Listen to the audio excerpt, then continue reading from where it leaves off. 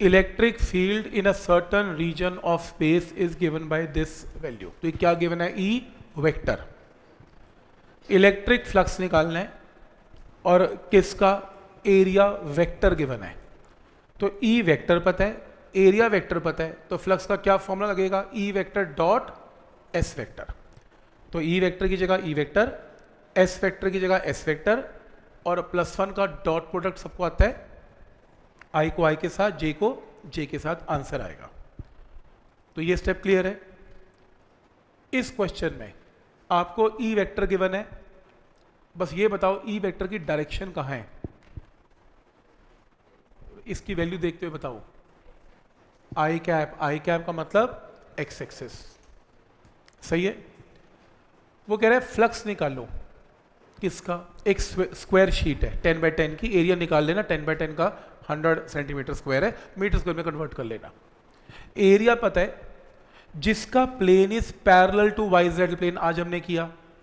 Parallel to Y Z plane का मतलब area vector कहां पे निकलेगा? आई कैप किया था। वाई जेड के अंदर मिसिंग कौन है? एक्स एक्सिस, तो आई कैप। तो आपको ई वेक्टर पता है, आपको एरिया वेक्टर पता है, ई डॉट डी एस से आंसर आ जाएगा। अभी सेम क्वेश्चन किया था। लेकिन कुछ लोग इसको ऐसा करते हैं, वो एक डायग्राम बनाएंगे, आपकी बुक्स भी ऐसे करती हैं, डायग्राम बनाएंगी which is parallel to Y Z plane. ये आपकी शीट है which is parallel to Y Z plane. E vector कहां पर है? राइट है, एक्स एक्सिस के अलोंग। एरिया वेक्टर भी कहां है? एक्स के अलोंग, क्योंकि वाई जेड प्लेन के जो परपेंडिकुलर है वो एक्स एक्सिस आएगा। वो कहते हैं हम स्केलर में करेंगे, कैसे? ई डी एस में एंगल क्या बनेगा? 0। तो वेक्टर प्रोडक्ट की जगह वो लगाएंगी ई डी एस कॉस 0। ई पता है, मैग्नीट्यूड में ई पता है। एरिया वेक्टर 10 बाय 10 की स्क्वायर शीट है, तो एरिया वेक्टर एस भी आ जाएगा और कॉस ऑफ 0 आंसर। मेथड समझ में आ रहा है कि क्या मेथड है इसमें? आपकी मर्जी है, आप डॉट प्रोडक्ट लेना चाहो वैसे ले लो, नहीं तो ई डी एस में एंगल 0 करके भी आंसर आएगा। ठीक है यहां तक? लेकिन क्वेश्चन चक्कर तब पड़ता है जब वो ये कहता है कि what would be the flux through the same square. फिर से फ्लक्स निकाल लो इसका। जब plane makes an angle of 30 degree with the X axis. इस कॉन्सेप्ट को सीख लो। इसमें डाउट है? पहले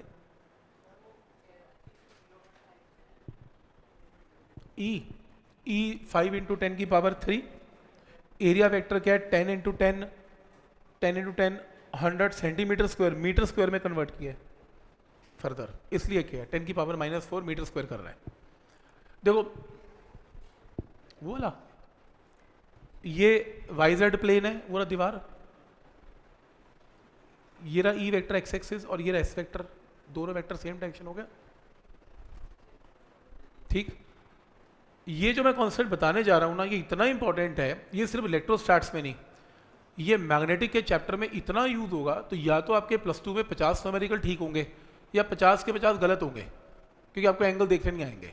और मैं एक रूल में बिल्कुल क्लियर करने वाला हूं, क्वेश्चन एक भी गलत नहीं होने वाला। अगर आप ध्यान से एक लाइन सुन लो, सिर्फ मेरे को आंसर देना। अगर मान लो ये एक्स एक्सिस है, मेरा हाथ एक्स एक्सिस है, ठीक है, और ये मेरा एरिया वेक्टर है, ये एक्स एक्सिस है, ये एरिया वेक्टर है, या ये प्लेन है, चलो ये प्लेन है।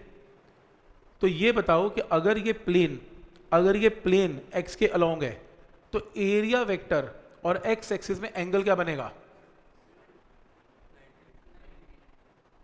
बस यही गड़बड़ है, बहुत लोग 0 बोल बैठे। मैंने कहा ये एक्स एक्सिस है और प्लेन एक्स के साथ है, तो इस प्लेन ने क्या एंगल बनाया एक्स एक्सिस के साथ?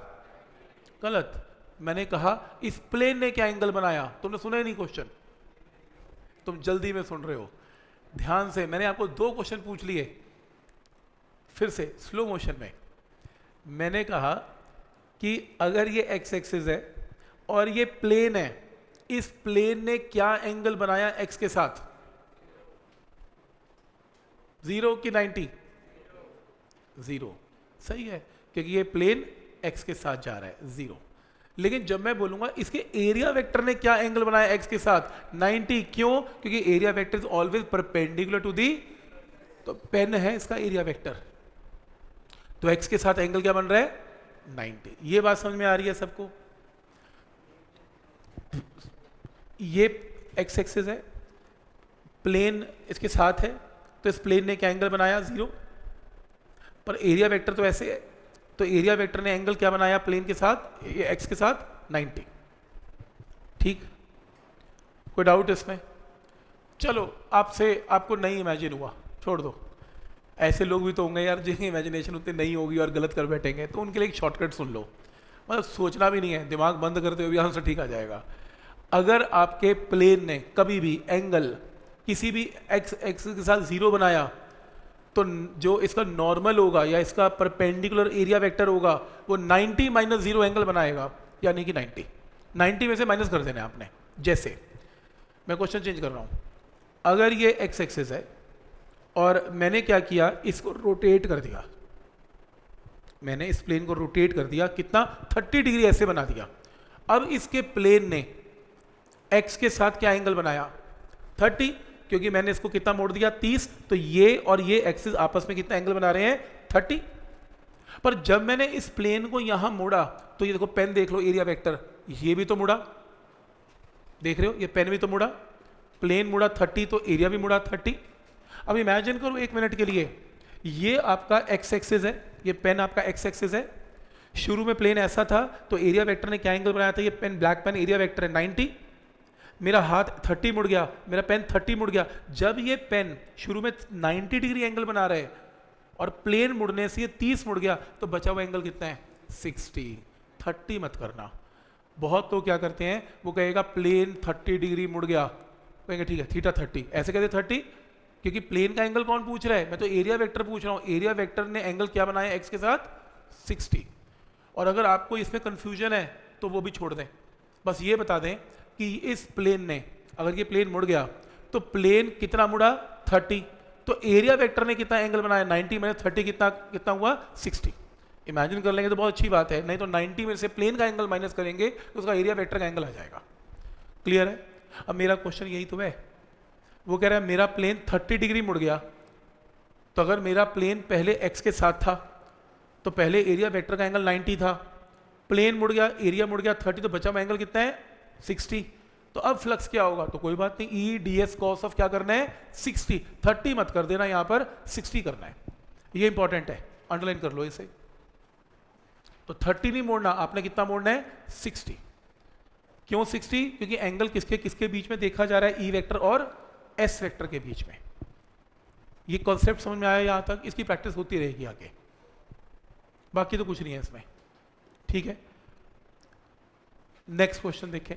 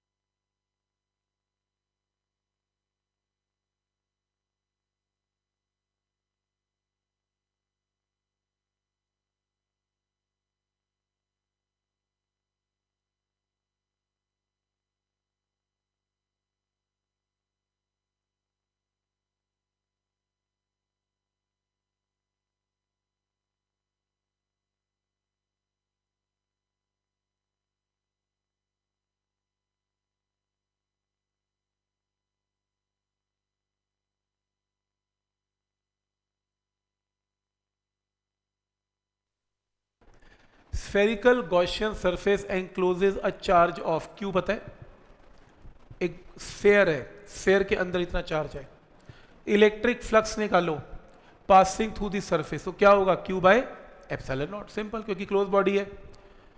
Radius of Gaussian surface is doubled, CBSE में बहुत बार क्वेश्चन पूछा जाता है, तो फ्लक्स का क्या होगा, ये देखो क्वेश्चन ऐसे पूछा जाएगा, सुन लो, वो कहेगा कि मान लो आपके पास एक स्फेयर है जिसका रेडियस कितना है, आर है, ये लो, आपके पास एक स्फेयर है जिसका रेडियस कितना है, आर है, और चार्ज क्यू है। अब ये क्यू चार्ज, इसका फ्लक्स बोलो क्या होगा, Q by epsilon naught R, सही है। वो कहेगा कि चार्ज वही है लेकिन मैंने स्फेयर 2r रेडियस का ले लिया, ये लो, अब इसका फ्लक्स क्या होगा बताओ। तो एक स्टूडेंट आया, वो कहता अच्छा ठीक है, flux is E into area, E into area, इसका एरिया था 4πr², इसका एरिया 4π2r², तो फ्लक्स 4 टाइम्स। मन में आएगा, मत करना, flux is same, flux change ही नहीं हो रहा। ये बात समझ में आई। मैंने ये कहा कि अगर आपको एक स्फेयर गिवन है, क्यू चार्ज है, रेडियस आर है, तो मैंने पूछा इसका फ्लक्स क्या होगा, तो आपने बोला क्यू बाय एप्सिलॉन नॉट, ठीक है। मैंने क्वेश्चन चेंज किया, मैंने कहा मैंने एक और स्फेयर लिया जिसका रेडियस 2r है, चार्ज क्यू है, इसका फ्लक्स क्या होगा। कितने लोग बोलते हैं again Q by epsilon not बोलते हैं, क्योंकि it is a closed body, और गॉस थ्योरम क्या कहती है, कोई भी क्लोज बॉडी लो, किसी भी शेप की लो, साइज भी जितना मर्जी लो, अगर चार्ज अंदर क्यू है तो फ्लक्स की value Q by epsilon not है, राइट, सही है। लेकिन मैं ये कह रहा हूं जब आप एक्चुअल में पढ़ेंगे घर जाके, आप कंफ्यूज भी हो सकते हैं, क्योंकि जो स्टूडेंट इसको गॉस थ्योरम से नहीं कर रहा वो ई डॉट डी एस से करेगा। जब वो ई डॉट डी एस से करेगा वो कहेगा सर देखो जब इंटीग्रेट किया था तो इसका एरिया तो ये आया था, और जब मैंने ई डॉट डी एस इसमें लगाया तो इसका एरिया क्या आया, ये आया, तो फिर तो 4 टाइम्स हो गया उस हिसाब से। तो लेकिन जबकि आंसर के फ्लक्स रिमेन्स सेम। अब ये नहीं समझ में आया कि क्या ऐसा कैसे हो गया। क्वेश्चन समझ में आया मेरा क्या है, क्वेश्चन तो जेन्युइन है कि अगर एरिया डबल करेंगे या एरिया बढ़ाएंगे तो फ्लक्स तो बढ़ना चाहिए, जबकि सेम रहता है। बोलो क्यों, एक एक करके, क्यों, अगर दूसरी बॉडी का, हाँ इसी बॉडी को बढ़ाया मैंने, फिगर 2 बनाई है पर बड़ा एरिया की है, अब सेम है, आंसर सेम है, पर मैं कह रहा हूं आंसर डिफरेंट आना चाहिए, तो आंसर डिफरेंट क्यों नहीं आ रहा, ये मेथड में क्या प्रॉब्लम है। क्योंकि ठीक है गॉस थ्योरम के डिपेंड नहीं करता, पर ये फॉर्मूला तो ये कह रहे डिपेंड करता है, इसका इलाज क्या है, इलेक्ट्रिक फील्ड चेंज होगा भाई। अगर तुम चार्ज को 2 डिस्टेंस पे ले रहे हो तो ये भी तो ई डैश होगा, अगर एरिया बढ़ रहा है तो ई घट रहा है, ताकि प्रोडक्ट रिमेनिंग सेम। इसलिए हम इस मेथड को फॉलो ही नहीं करते, हम तो गॉस की बात मानते हैं। गॉस ने क्या तो जिंदगी आसान कर रखी है, कहता जी क्लोज बॉडी ले लो, उसने बोला छोटी लो बड़ी लो, उसने कहा क्लोज बॉडी ले लो, बड़ी लो छोटी लो, उसके अंदर क्यू चार्ज है तो flux Q by epsilon not, question दूसरा पूछना ही नहीं, खत्म। तो इस चक्कर में पढ़ना ही नहीं है। हाँ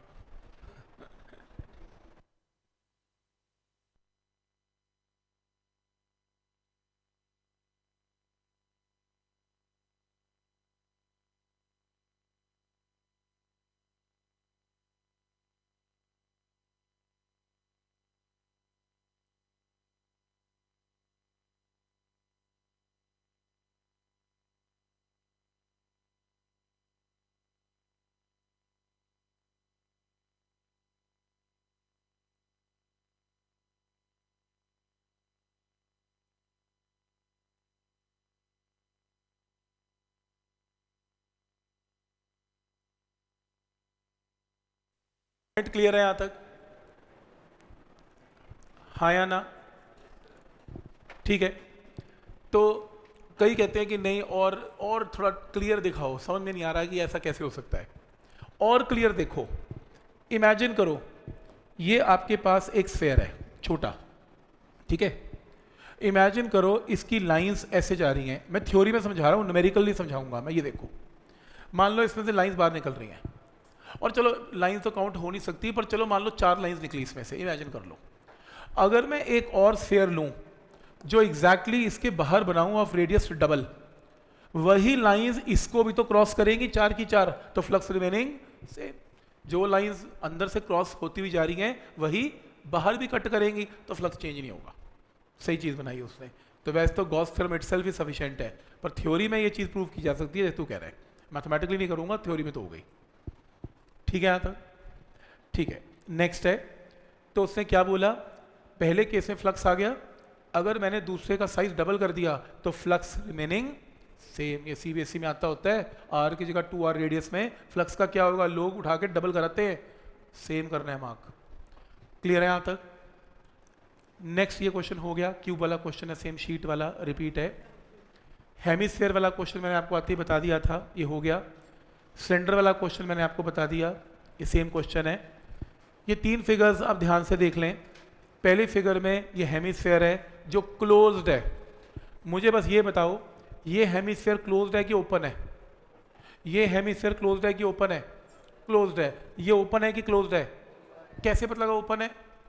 डॉटेड लाइन है। डॉटेड लाइन का मतलब ओपन है और डार्क लाइन का मतलब क्लोज्ड है। तो पहला क्वेश्चन है, अगर इस क्लोज हेमिस्फीयर के बाहर चार्ज है, इसका फ्लक्स क्या होगा? 0, क्योंकि अंदर चार्ज है ही नहीं, खत्म कहानी। कोई कहता है ऐसे कैसे? मैंने कहा देख ऐसे, अगर ये क्यू चार्ज है, लाइन जब निकलेगी तो इसे 2 बार काटेगी, तो फ्लक्स की वैल्यू इसमें 0 हो जाएगी, इनवर्ड आउटवर्ड फ्लक्स कैंसल है। अदरवाइज गॉस थ्योरम सफिशिएंट है। फिर मैंने पूछा इसका फ्लक्स क्या होगा, ये क्लोज बॉडी है, इसके अंदर क्यू चार्ज है, तो answer Q by epsilon not. ये ओपन बॉडी है, ओपन बॉडी के यहाँ पे चार्ज क्यू है, गॉस मत लगा देना, गॉस थ्योरम लगेगी नहीं, ओपन है। इसको क्लोज करना पड़ेगा, कैसे? एक और हेमिस्फीयर लेके। तो हेमिस्फीयर के नीचे हेमिस्फीयर, तो पूरा स्फीयर बन गया। स्फीयर का क्या है? Q by epsilon not. आधा हेमिस्फीयर का क्या है? Divided by 2। सही है यहाँ तक? तो 3 केस समझ में आ रहे हैं कैसे काम कर रहे हैं ये। वो कह रहे हैं ये क्लोज बॉडी है पिंक कलर की, 1 रुपए का सिक्का रख दिया, जो सिक्का है वो न्यूट्रल है, कुछ चार्जेस रख दिए, कुछ चार्जेस पिंक कलर की बॉडी के अंदर रख दिए और कुछ बाहर रख दिए। कह रहे हैं इस पिंक कलर की बॉडी का टोटल फ्लक्स क्या होगा? रूल नंबर 1, ये 2 चार्जेस फ्लक्स में कंट्रीब्यूट नहीं करेंगे। कौन करेगा? बस ये करेंगे। कौन से? 3 चार्जेस, 1, 2 और 3। तो टोटल फ्लक्स क्या होगा इसका? Total charge Q1 minus Q2 minus Q3। Flux की कैलकुलेशन में नेगेटिव चार्ज है तो लेना है, तो लेना है। पॉजिटिव है तो पॉजिटिव, नेगेटिव है तो negative, divided by epsilon not.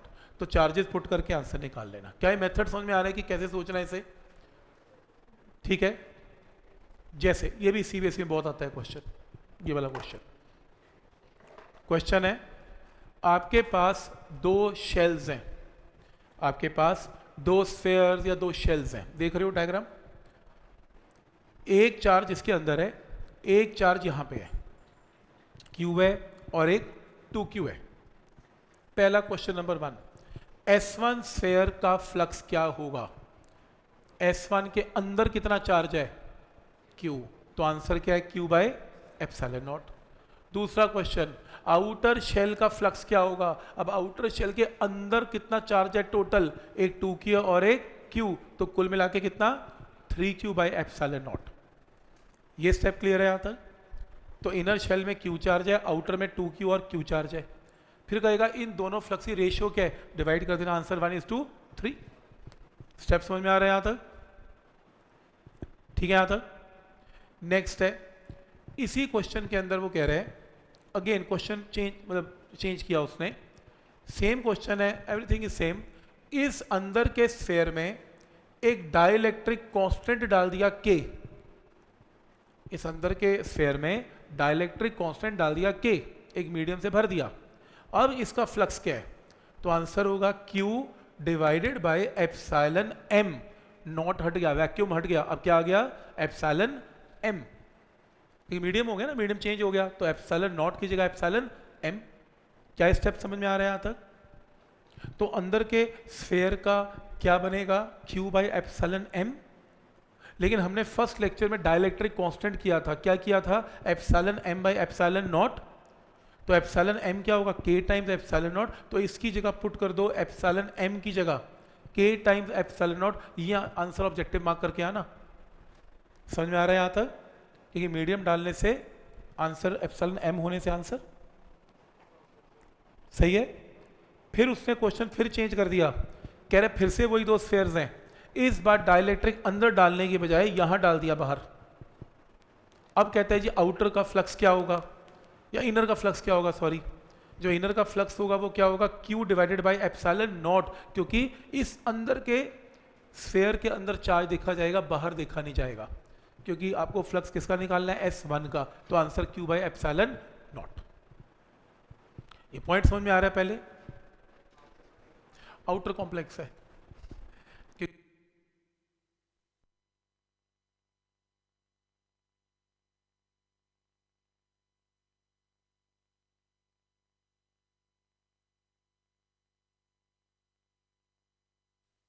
इसी वाले तो अंदर ही पूछेंगे, ये इतना कॉम्प्लेक्स पूछेंगे नहीं, बट पॉइंट समझ में आ रहा है यहां तक। ये इस बार सीबीएसई के 5 नंबर के क्वेश्चन का जो एक थ्योरी का क्वेश्चन आया, ये न्यूमेरिकल आया है, बिल्कुल सेम एग्जैक्टली एनसीईआरटी की प्रॉब्लम है, और यही प्रॉब्लम आई है। इस टाइप की प्रॉब्लम रेगुलर आती है सीबीएसई के बोर्ड के पेपर में। देखो जरा क्या क्वेश्चन है।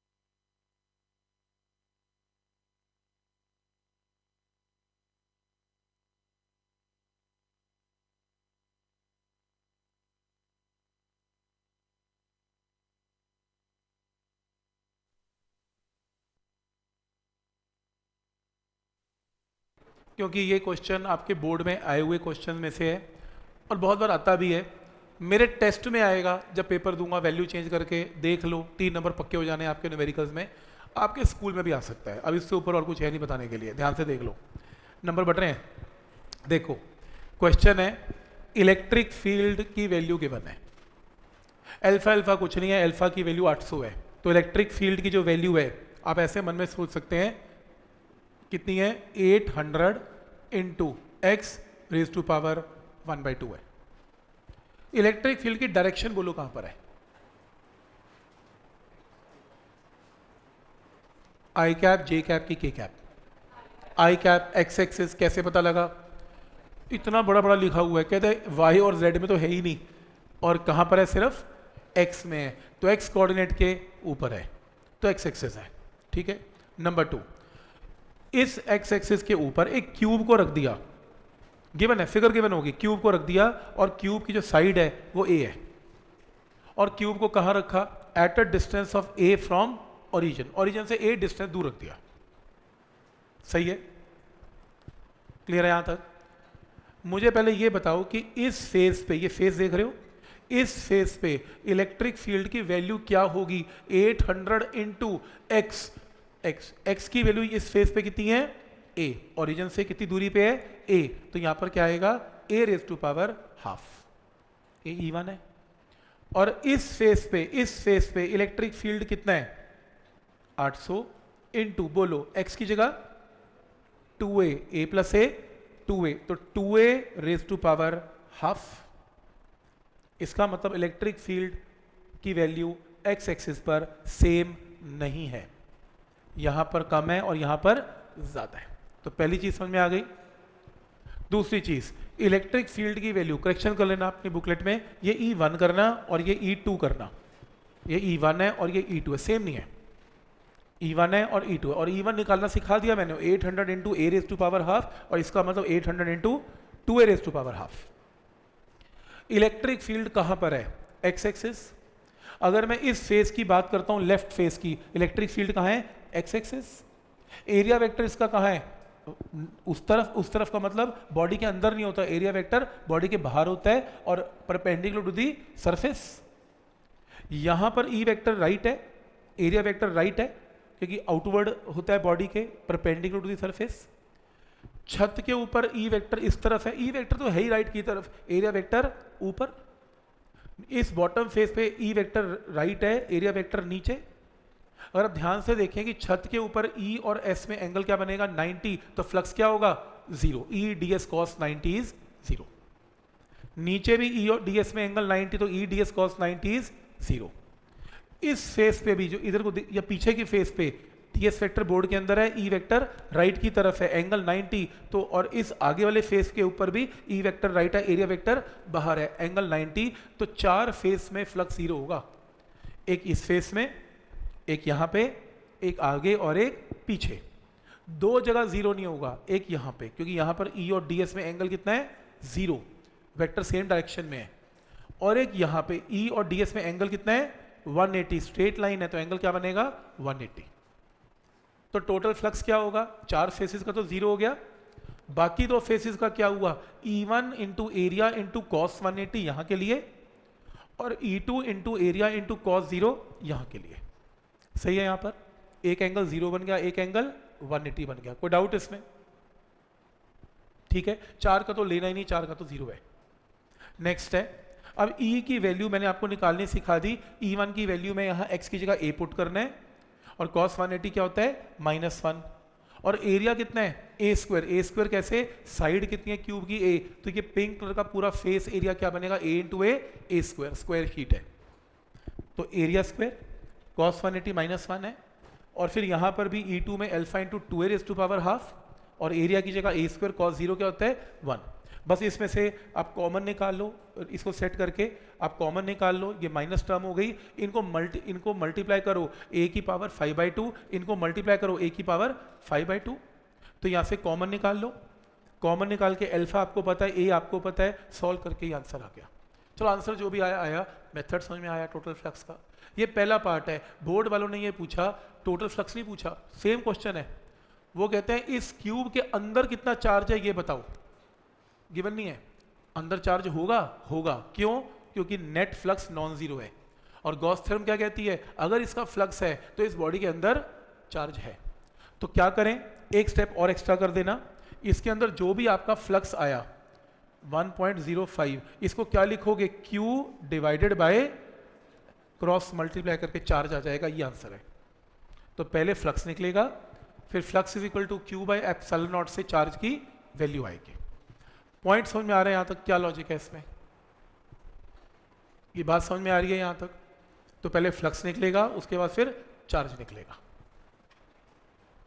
अब इसका मिलता जुलता क्वेश्चन नेक्स्ट क्वेश्चन, अगर वो नहीं आया तो फिर ये आ सकता है, इसको पढ़ लो, लेकिन इस स्टेटमेंट थोड़ी डिफरेंट है, थोड़ा डिफरेंट क्वेश्चन है। पढ़ो जरा क्या क्वेश्चन है स्टेटमेंट।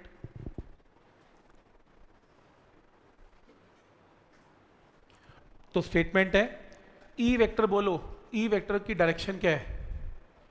आई कैप, लेकिन ई वेक्टर की साथ में डायरेक्शन क्या है? माइनस है। ये क्या बात बनी? एक्स भी और माइनस एक्स भी है, क्योंकि वो कह रहा है x ग्रेटर देन 0 और x लेस देन 0। अब हुआ क्या? कह रहा है एक सिलेंडर 20 सेंटीमीटर का लिया, रेडियस लिया, और सेंटर उसका कहां पे रखा? ओरिजिन पे रखा। ये देखो, तो अगर एक सिलेंडर लिया, ये y एक्सिस है, ये x एक्सिस है, ये ओरिजिन है, तो सिलेंडर का सेंटर ओरिजिन पे रखा, रख दिया। ओरिजिन के राइट साइड पे x ग्रेटर देन 0 होता है, x ग्रेटर देन 0 है, पॉजिटिव है। इसके लेफ्ट साइड पे x लेस देन 0 है। तो अगर x ग्रेटर देन 0 है तो इलेक्ट्रिक फील्ड राइट की तरफ है आई कैप, और अगर x लेस देन 0 है यानी कि नेगेटिव कोऑर्डिनेट है x एक्सिस का, तो इलेक्ट्रिक फील्ड लेफ्ट की तरफ है। तो इलेक्ट्रिक फील्ड्स इस रीजन में राइट है, इलेक्ट्रिक फील्ड इस रीजन में लेफ्ट है। ऐसे इलेक्ट्रिक फील्ड सेंटर के इधर जाओगे तो इधर है, इधर जाओगे तो इधर है, आधे रीजन में इधर है, आधे रीजन में इधर है, राइट। आपको ये डायमेंशंस गिवन है, एरिया भी गिवन है, आपको टोटल फ्लक्स निकालना है। इसका क्या है रूल नंबर 1? अगर मैं ये कहूं कि यहां का एरिया लेते हैं तो इस पोर्शन में एरिया वेक्टर कहां पर है? राइट। ई वेक्टर कहां पर है? राइट। और ई और डीएस में एंगल क्या है? 0। यहां पे ई वेक्टर कहां है? लेफ्ट। एरिया वेक्टर भी कहां है? लेफ्ट। ई और डीएस में एंगल क्या है? 0। लेकिन अगर मैं सरफेस यहां पे लेता हूं तो इस रीजन में इलेक्ट्रिक फील्ड कहां है? इस तरफ। ई वेक्टर कहां है? इस तरफ। एंगल क्या है? 90। तो फ्लक्स क्या है? 0। और अगर मैं यहां लेता हूं तो यहां पे ई वेक्टर कहां है? राइट। डीएस वेक्टर कहां है? ऊपर। एंगल क्या है? 90। तो इसका फ्लक्स भी क्या है? 0। तो पूरे कर्व्ड सरफेस एरिया का फ्लक्स क्या आएगा? 0। कर्व का 0 है क्योंकि ई और डीएस में हमेशा एंगल क्या बन रहा है? 90। तो टोटल फ्लक्स में कौन कंट्रीब्यूट करेगा? एक लेफ्ट का फेस और एक राइट का फेस। देखें तो लेफ्ट का फेस ये रहा, E D S cos 0। Right का फेस क्या है? E D S cos 0। ई आपको पता है एरिया पाई आर स्क्वायर से आप निकाल लेंगे कॉस 0, और इसको ऐड करके डबल करके आपके पास आंसर आ जाएगा। टोटल फ्लक्स निकालना है, दोनों को ऐड कर देना। लेकिन अगर उसने ये पूछा लेफ्ट का फ्लक्स निकालो, राइट का फ्लक्स निकालो, तो ये आंसर है। और अगर टोटल फ्लक्स पूछा तो टोटल फ्लक्स में दोनों को ऐड करके टोटल फ्लक्स आ गया। अगर वो ये पूछता है इस पूरे सिलेंडर के अंदर कितना चार्ज है, जो भी तुमने टोटल फ्लक्स निकाला राइट और लेफ्ट का, उसको क्यू बाय एप्सिलॉन नॉट के इक्वल करके चार्ज की वैल्यू आएगी। तो मिलता जुलता क्वेश्चन, थोड़ी डायमेंशन डिफरेंट है, तो इंपॉर्टेंट क्वेश्चन है ये। समझ में आ रहा है क्या कॉन्सेप्ट है? अगर एक फ्लक्स नेगेटिव है, जैसे ई डी एस कॉस 180 होगा तो ठीक। ये क्वेश्चन हमने कर लिया क्यूब वाला आज, क्यू बाय 24 आज बताया था मैंने, ये कर लिया ये वाला क्वेश्चन। इस क्वेश्चन के अंदर आपको एक चार्ज गिवन है, एक लाइन का क्वेश्चन ऑब्जेक्टिव है, कुछ नहीं खास ये। एक पी पॉइंट पे चार्ज गिवन है कोई भी क्यू, इसके सामने एक कंडक्टिंग स्फेयर पता है पड़ा हुआ है, कंडक्टर पड़ा हुआ है, और उसमें से एक इमेजिनरी क्लोज सरफेस, इमेजिनरी कच्ची लाइन डाल रखी है, डॉटेड लाइन। वो कह रहे डॉटेड लाइन का जो फ्लक्स होगा पॉजिटिव होगा नेगेटिव होगा, क्या बताओ क्या होगा, बस ये बताना है। एक्चुअल फिगर ये बनी, ये आपने पॉजिटिव चार्ज रखा पी पॉइंट पर, बाय इंडक्शन इस स्फेयर के यहां नेगेटिव पॉजिटिव आ गया, आपने इमेजिनरी स्फेयर बीच में से काटा, इस इमेजिनरी स्फेयर के अंदर कौन सा चार्ज आया? पॉजिटिव। तो फ्लक्स भी क्या होगा? पॉजिटिव आंसर है, क्योंकि इमेजिनरी स्फीयर में कौन सा चार्ज फंसा? पॉजिटिव। पॉजिटिव क्यों आया? क्योंकि इस पॉजिटिव ने यहां क्या प्रोड्यूस किया? नेगेटिव। और यहां पर क्या आया? पॉजिटिव। तो आइडिया समझ में आ रहा है यहां तक क्या रूल है इसमें? ठीक। एक बहुत इंपॉर्टेंट कॉन्सेप्ट है, बहुत बार पेपर में आता है और लोग गलत कराते हैं। सुन लो, 2 क्वेश्चन पूछे जाएंगे। वो कहेगा ये स्फीयर है, इस स्फीयर में 3 चार्जेस हैं, 2 स्फीयर के अंदर है, एक बाहर है। कहेगा नेट फ्लक्स निकालो। नेट फ्लक्स में सिर्फ और सिर्फ इस स्फीयर के अंदर के चार्जेस ही कंट्रीब्यूट करेंगे, एक Q1 और एक माइनस Q1। नेट फ्लक्स क्या आएगा? 0। अगर उसने क्या पूछा, क्या निकालना है? Net flux. अगर उसने ये पूछा कि फ्लक्स निकालते हुए अगर आपको E dot D S use करना पड़े, अगर आप Q बाय एप्सिलॉन नॉट नहीं यूज करना चाहते गॉस थ्योरम, और आप इलेक्ट्रिक फील्ड से अपना क्वेश्चन करना चाहते हैं, तो इलेक्ट्रिक फील्ड में कौन कंट्रीब्यूट करेगा? तीनों चार्जेस कि सिर्फ 2 चार्जेस? निकालना मुझे फ्लक्स है, लेकिन फ्लक्स निकालने का मेथड नंबर 2 लगाना है, ई डॉट डी एस। तो कितने चार्जेस के साथ मुझे ई डॉट डी एस लगाना है? अंदर वाले 2 कि तीनों के तीनों? तीनों के तीनों मार्क करना। आपको ये क्या है? फ्लक्स में तो 2 ही चार्ज कंट्रीब्यूट करते हैं, तीसरा रखो ना रखो फर्क नहीं पड़ रहा, पड़ रहा है। तीसरा चार्ज फ्लक्स इस पे लगाता है, कैसे? एक इनवर्ड और एक आउटवर्ड। उसका नेट फ्लक्स 0 हो जाता है, पर ये मत कहना वो फ्लक्स नहीं लगाता, फ्लक्स तो लगाता है। इलेक्ट्रिक फील्ड तो सुपर पोजिशन प्रिंसिपल किया था, सुपर पोजिशन में सारे चार्जेस ई लगाते हैं। वो अलग बात है कि जब फ्लक्स की कैलकुलेशन नेट फ्लक्स निकलता है, उसमें सिर्फ अंदर के चार्ज कंट्रीब्यूट करते हैं, पर अगर आप E dot D S use करेंगे तो इलेक्ट्रिक फील्ड में तीनों के तीनों चार्जेस कंट्रीब्यूट करेंगे। तो जब भी क्वेश्चन आएगा कि इलेक्ट्रिक फील्ड किसकी वजह से है, आपने लिखना है ऑल चार्जेस, बात खत्म। पॉइंट समझ में आ रहा है?